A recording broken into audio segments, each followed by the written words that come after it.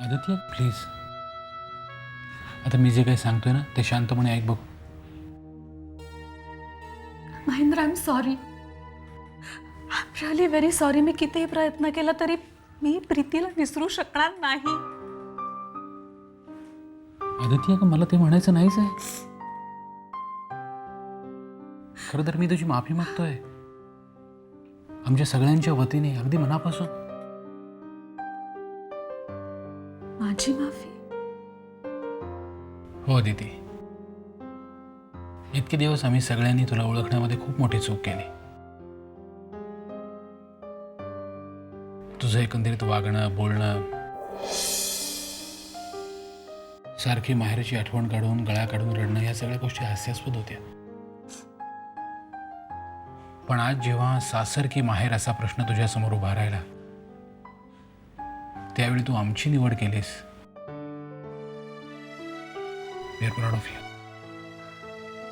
अरे पण यात अभिमान वाटण्यासारखं काहीच नाहीये. नाही कसं? अभिमान वाटण्यासारखंच आहे. आज सगळी वृत्तपत्र, सगळे चॅनल्स आमच्या विरोधात उभे असताना तुझ्या एका स्टेटमेंटमुळे सगळं चित्रच बदललं. मी फक्त सत्याची बाजू घेतली. जे खरं होतं तेच सांगितलं मी. शिवाय प्रीतीच्या दुःखामुळे बाबा स्वतःच्या मनावरचा तोल हरवून बसलेत. एक्झॅक्टली, मला तेच म्हणायचं आहे ते.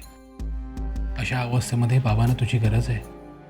तू जा, त्यांना धीर दे. हवं तर मी येतो तुझ्याबरोबर. नाही महेंद्र, मी तिथे जाऊ शकणार नाही, कधीच नाही. म्हणजे मला त्यांची काळजी वाटत नाही असं नाही रे, पण ज्या घरात माझ्या सासू सासऱ्यांचा अपमान होतो त्या घरात मी कधीच पाऊल ठेवणार नाही. जशी तुझी इच्छा. खरं म्हणजे आईला सारखी भीती होती की तू भावनेच्या भरामध्ये कुठला तरी टोकाचा निर्णय घेशील. पण खरंच तू खूप समजूतदारपणा दाखवलास.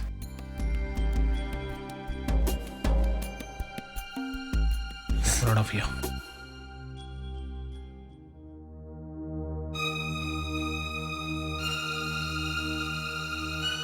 तुम्हा सगळ्यांना लवकरच कळेल की तुमच्या घराची काय वाताहत झाली येते. नाही तुमच्या सगळ्यांना माझ्या वडिलांच्या पायावर डोकं ठेवायला लावलं ना, तर नावाची अदिती नाही मी.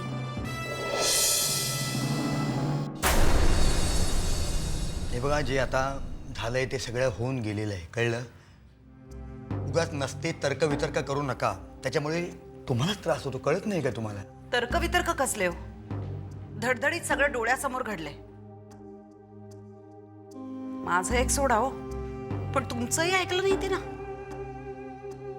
एवढा सासरचा पुळका होता तर बहिणीच्या शेवटच्या दर्शनाला तरी कशाला आली? हे बघ, तू अजून आदितीला ओळखलं नाहीयेस. ती माझी एका थंड डोक्याच्या राजकारणाची मुलगी आहे. बापाचे गुण तिच्यामध्ये नक्कीच उतरलेत, कळलं? अहो, तेच गुण ती आपल्या विरोधात वापरतीये ना. हातमिळवणी केली आहे तिने गायकवाडांची. तुम्ही अजून आदितीला ओळखलं नाही.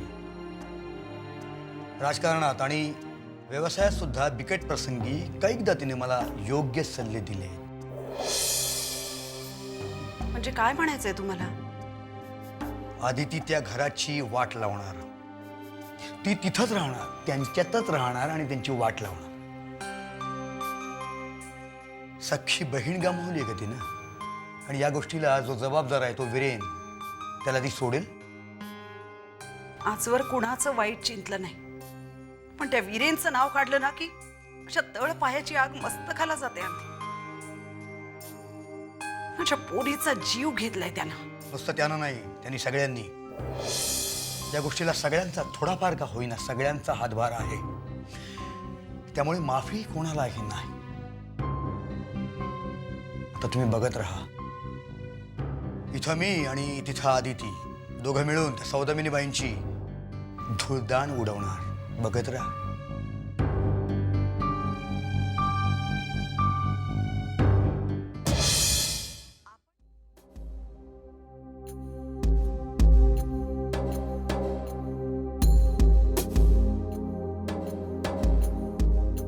मामा या टेंडरची कॉपी मी बघितली, याच्यात काहीतरी प्रॉब्लेम वाटतो, जरा तू पण बघ की.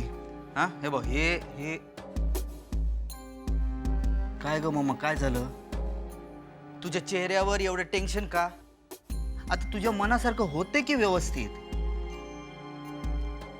अरे बाबा, हे सगळं घडतंय कोणामुळे? आदितीमुळेच ना. नाही, कुणामुळेही घडेना. आता ही सगळी वर्तमानपत्र आपल्या बाजूने बोलायला लागली आहेत ना. हा, आता आदितीच्या स्टेटमेंटमुळे हे झालेलं आहे. आदितीचे खूप उपकार आहेत रे आपल्या सगळ्यांवर. पण उद्या वीरेन आणि अनुपमा येतील तेव्हा आपली भूमिका काय? काय म्हणजे? त्या पोरीचा आणि आपला काय संबंध आहे? आपल्या घरातल्या पायताना एवढी पण किंमत द्यायची नाही तिला. आम्हाला तसं करून नाही चालणार. तिचं नुसतं नाव निघालं तरी सुद्धा आमच्या मस्तकात तिडीक जाते. नाईलाज आहे, दुसरं काय. पण ममा, त्यासाठी आदितीला दुखवून चालणार नाहीये आपल्याला. म्हणूनच आम्हाला खूप डिप्लोमॅटिकली वागावं लागणार आहे. म्हणजे जा आदितीला बोलावून आण. अगं ममा, आपलंच काही डिसिजन झालेलं, तू डायरेक्टली तिच्याशी बोलणार आहेस? आम्ही सांगतो ते ऐक, आदितीला बोलावून आण आणि त्यावेळेला समोर थांबायचं नाही. अगं पण का? आम्ही सांगतो म्हणून. हे नंतर बघून घे.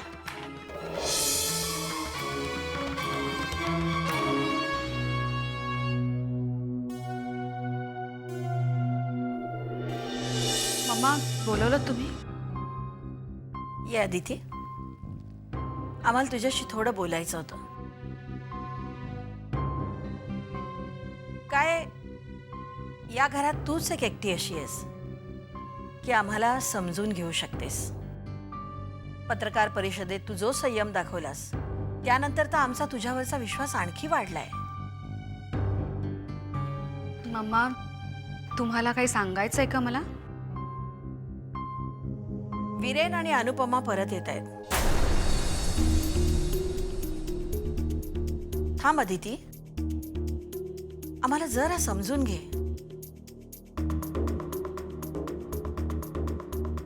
अनुपमा सून म्हणून आम्हाला पूर्वीही कधी पसंत नव्हती आणि पुढे सुद्धा आम्ही तिचा कधीही सून म्हणून स्वीकार करणार नाही.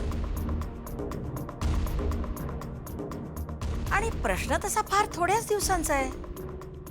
वीरेन काही दिवसातच बॉर्डरवर जाईल, त्यानंतर तर अनुपमा इथेच असणार आहे. मम्मा, माझा कुणाच्याही असण्यावर विरोध नाही. तो तुझ्या मनाचा मोठेपणा. पण मला इथे अनुपमा कधीही नकोय. या घरात मी तिला कधीही राहू देणार नाही. सध्या हात बांधले गेले. आपण तिला अशा पद्धतीने या घराबाहेर काढू की ते कारण नंतर वीरेनला सुद्धा पटलं पाहिजे. आणि त्यासाठी आपल्याला एक जुनं प्यादं पुन्हा जिवंत करावं लागणार आहे. कोण? विजय राणे. याच्याशी पूर्वी अनुपमाचं लग्न ठरलं होतं.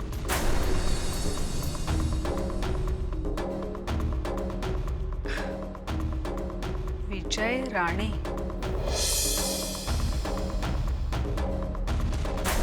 या क्रिकेटनं तर समजासनी येड लावलंय बघ. आणि तो धोनी आल्यापासून तर पोरं एवढी एवढी लांब केस वाढवायला लागल्यात. पर त्या धोनीने केस कापले की आता. हे तुला आणि मला माहित रे, पण ही बातमी आपल्या गावात इस्तवर पोरांचे केसांच्या कने जट्टा झाल्या असतील. जट्टा. तुम्ही काय दोघं इथं गप्पा मारत बसलाय? तिथे चहा थंड होऊन चाललीये. आणू, या आणू. काय काय झालं काय तुला? आपले अनु गेले की सासरी? ह्या असं होतंय बघ माझं. माझ्या डोसक्यावर परिणाम झालाय बघ. हे बाकी खरं. गप्प बसा. काय डोसक्यावर परिणाम झालाय? तुम्ही काल रातच्याला अनु अनु करत फिरवतात माहितीये का तुम्हाला? हा, लय सवय आहे तिची. म्हणजे कसं बघा, सारखं प्रश्न विचारायचं, हे करायचं ते करायचं, कसं असं जिवंत असायचं का नाही घर. बघा पोरगी लहानाची मोठी कधी झाली आणि लोकांच्या घरी गेली पण. मग आता लोकांच्या पोरी काय मोठ्याचे लहान होत्यात आणि मग जात्यात. तुम्ही माझी सारखी सारखी चेष्टा करू नको हा, सांगून ठेवती. मग आता ह्या वयात काय करू सांगा की. तुमच्या जिभेला काही हाड आहे का नाही? पोरगा आहे समोर. नाही पोरग काय मोठं झालंय पोरग. आम्ही कुठे म्हणतो लहान आहे म्हणून. मग 2 वर्ष झाली संसार करतोय. गावलं बघ 2 वर्ष झाली ना वा. हा मग? मग आता लक्षात ठेवा अनु आणि कोणतरी गडबड करणार घरात आलं पाहिजे. हा. काय कळते काय. होय. आई हं? पुरे झाले की गप्पा हं? चहा थंड होत चला चला चला चला चला चला काहीतरी मनावर घ्या लवकर.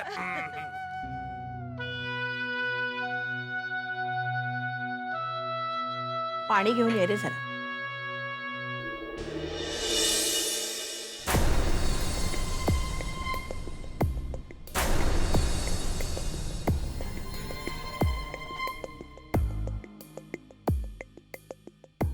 गार्गी, तू अशी अचानक? आई मला थोडं बोलायचं आहे तुझ्याशी. खरं सांगू का, मी आता घाईत आहे. माहितीये तू इथे आली आहेस त्यार्थी नक्की महत्वाचं काहीतरी बोलायचं असणार. बस.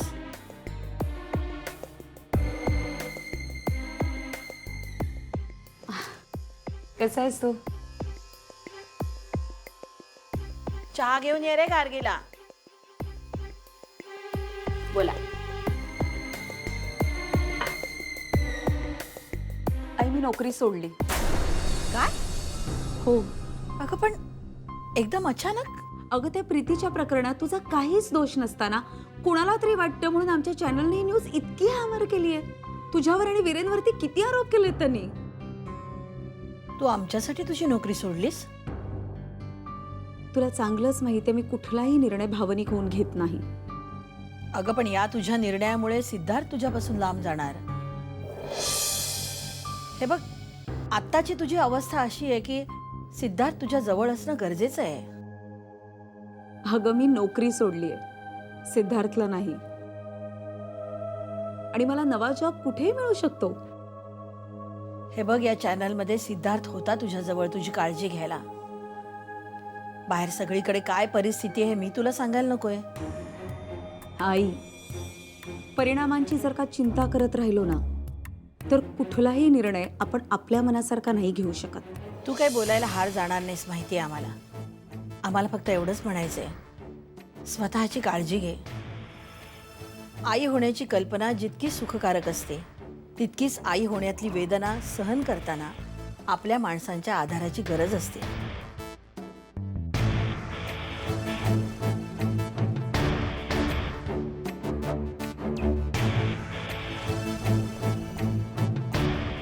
येते.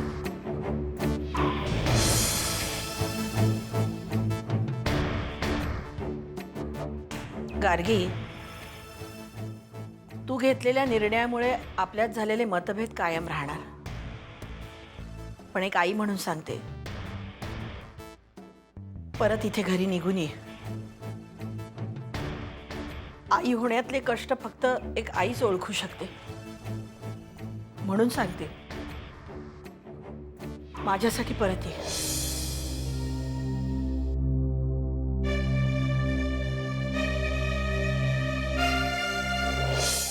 I am extremely sorry sir. अशा परिस्थितीत ऑफिसचं काम असं घरी घेऊन येणं योग्य नाही. पण कामच तसं अर्जंट आहे सर. काय झालंय घाटे, ऑफिसमध्ये काय प्रॉब्लेम झालाय का? नाही, मार्केट चढतंय, मी टी व्हीवर बघितलंय. एक बातमी लीक झाली आहे सर. पुढल्या आठवड्यात गव्हर्नमेंट एका मोठ्या प्रोजेक्टसाठी टेंडर मागवत आहे. ऐसी कशाच्या संदर्भात आहे? म्हणजे आपला CM कडचा खबऱ्या काय म्हणतोय? तोही काही सांगू शकत नाही. ही माणसं काय झोपा काढत असतात काही कळत नाही. अर्थात गव्हर्नमेंट टेंडर आहे म्हटल्यानंतर सौदामिनीबाई ते भरणारच नाही का? ही बातमी तिथूनच लीक झाली आहे सर. संघानी, जवेरी आणि गायकवाडबाईंचा SG ग्रुप हेच प्रमुख स्पर्धक आहेत. ऐसी ठीक आहे, तुम्ही एक काम करा, उद्याच्या उद्या आपल्या खास लोकांची एक मीटिंग बोलवा. मी येतो ऑफिसला. काही झालं तरी सौदामिनीबाईंना हे टेंडर मिळता कामा नये. करोडोंचा फायदा आहे सर.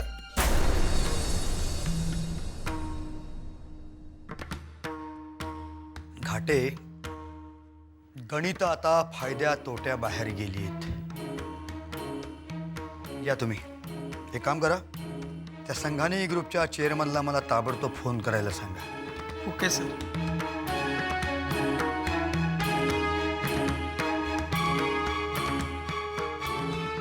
नाव सौदामिनीबाई.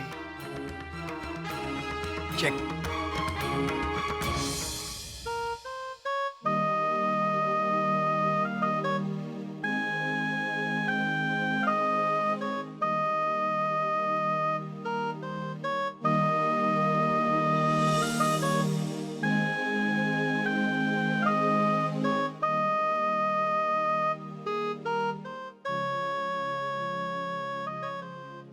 नमस्कार कर. औक्षवंत वा. पाहिलंस का नयन, मुलीला माहेर मानवलेलं दिसतंय. नाही, उलट आई म्हणाली की मी थोडी बारीक झाली आहे. तशी प्रत्येक आईचीच तक्रार असते ती. बस.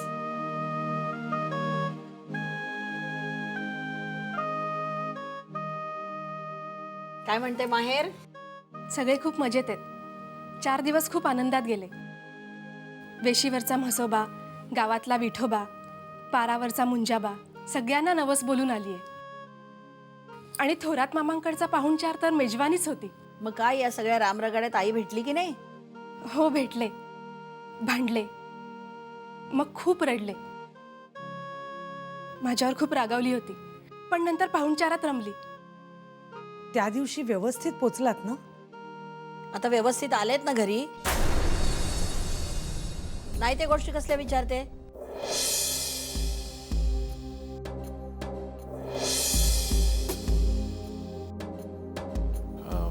आई ग, आदिती वहिनीची काय रिॲक्शन आहे यावर? म्हणजे आता कशी आहे ती? नाही, आता पुष्कळशी सावरली आहे. तरी मनातून थोडी खांतावल्यासारखी असतेच. पण त्या दिवशी पत्रकार परिषदेत तिने आपल्या सगळ्यांची बाजू घेऊन आपल्याला खूप मोठ्या संकटातून वाचवलंय. हो, मी ते पाहिलंय टीव्हीवर. आणि महत्वाचं म्हणजे तिची कुणाही बद्दल कसलीही तक्रार नाही. अनुपमाबद्दल सुद्धा नाही.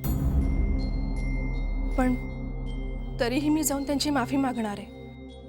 नाही, त्याची आता काही गरज नाहीये. चला, प्रवासातून आलाय, थकला असाल ना?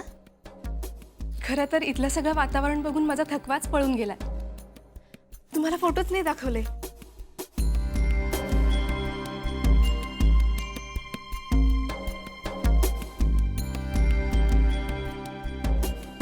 कसं वाटलं माझं गाव? तुझं गाव?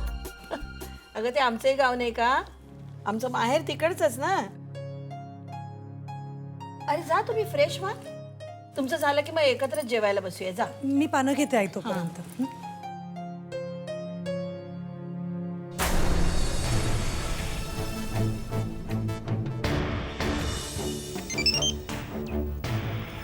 हो, तासाभरात पोहोचतोय.